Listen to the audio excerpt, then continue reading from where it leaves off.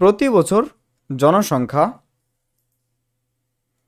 r% বৃদ্ধি হলে, আচ্ছা নিচে থাকতেছে, n বছরে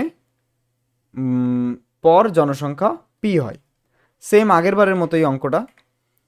আমার কাছে প্রতি বছর জনসংখ্যা বাড়তেছে, তো এবার 5 মানে প্লাস r% দেব, ব্র্যাকেট তীর এদিকে দিয়ে দিলাম। n বছর পরে জনসংখ্যা হয় p। বর্তমানে কত আছে, মানে n বছর আগে, এটা n বছর, তাহলে n বছর আগে কত আছে, n বছর আগে আছে মনে করো x। আর সেম আগের বারের মতোই অঙ্ক, তাহলে x এর সাথে আমি গুণ করব।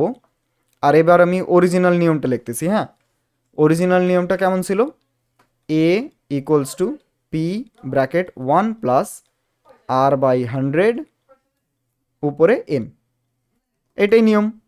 তাহলে আমি এবার a মানে কত, a মানে ভবিষ্যতে যেটা হয়েছে, তাহলে p ইকুয়ালস টু বর্তমান জনসংখ্যা কত x, তাহলে x লিখলাম, তার সাথে 1 প্লাস আর কত, মানে পার্সেন্ট কত ছিল, r%ই ছিল, তাহলে সেটাকে r লিখে দিলাম বাই 100, উপরে n ছিল n লিখে দিলাম।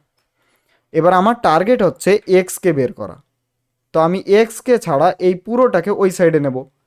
ওই সাইডে নেওয়ার সময় কি করব, পি ছিল পি লিখে দিলাম, একে আনবো তাই গুণ দিলাম, এবার একটা ব্র্যাকেটে ওই সেম জিনিসটা লিখে দিলাম।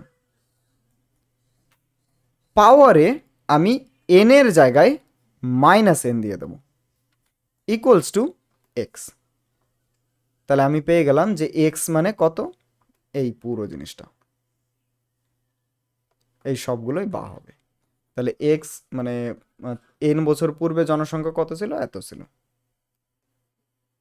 বেশ।